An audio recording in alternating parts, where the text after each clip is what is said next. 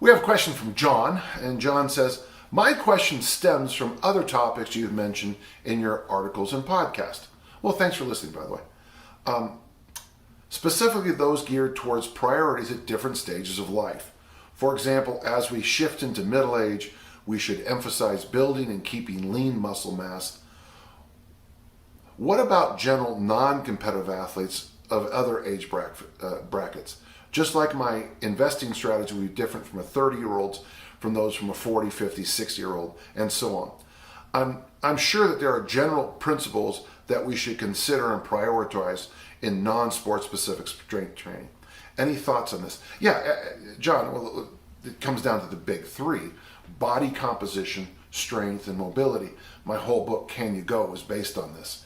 Can you go is a phrase I use for competitive athletes, and then what I do for everybody else is I have them do it's the 1, 2, 3, 4 assessment. Stand on one foot.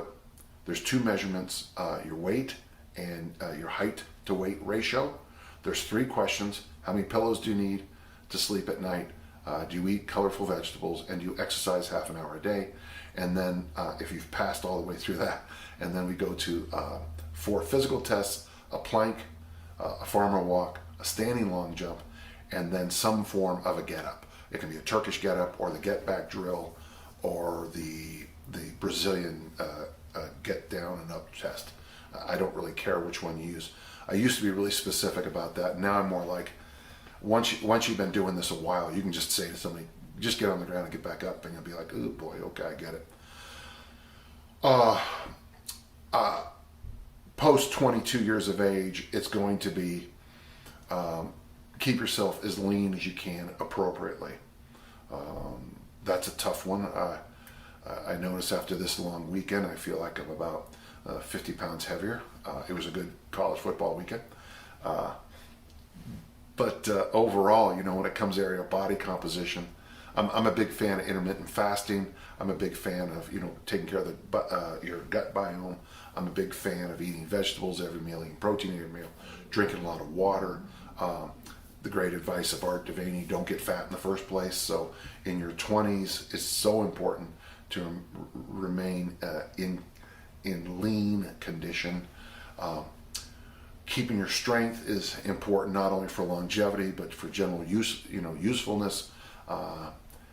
Just the other day, again, here I am, picking up couches for somebody. I'm 63 and I'm still the go-to couch picker-upper. And of course, the third of this is mobility. And what you could probably do, John, I like where your idea is here.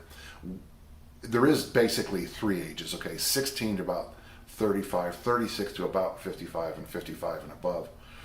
With 55 and above, it's do what you can do as best as you can do it. Fight vigorously to hold on to lean body mass and mobility. And those are the 2 big ones. From 36 to 55, that to me is the most important time for your longevity, because you're setting up your body. Then at that age, I would argue strength and lean body mass, and with an eye on mobility. And of course, 16 to 35, you want to, I hate to say this, but you want to look good. In my perfect world, we would teach you the Olympic lifts, and then the power lifts, and then body build. That world doesn't exist. Love for you to have a high degree of fast twitch muscle fiber, the explosive muscles, and lean, a nice fat number, like 10 to 15% for males, women 19 to 25 or even higher. I've never been convinced that women need to be much leaner than that. So yeah, your idea of an investment strategy has been discussed by many people. My friend Nick Rains over at Fit Ranks, FITRANX, Fit Ranks, does great work on this, and I recommend maybe you looking towards his ideas of those 3. He calls them brackets: 16 to 35, 36 to 55, to go even deeper. And I like the idea, John. I think it would be kind of a great idea for you, if I am reading this as you are an investment counselor, it would be kind of fun for you to put a health and fitness list into your investment advice, because I think past a certain age, the best investment you can make, according to Dale Carnegie, is your health. And if you don't have your health, you don't have much.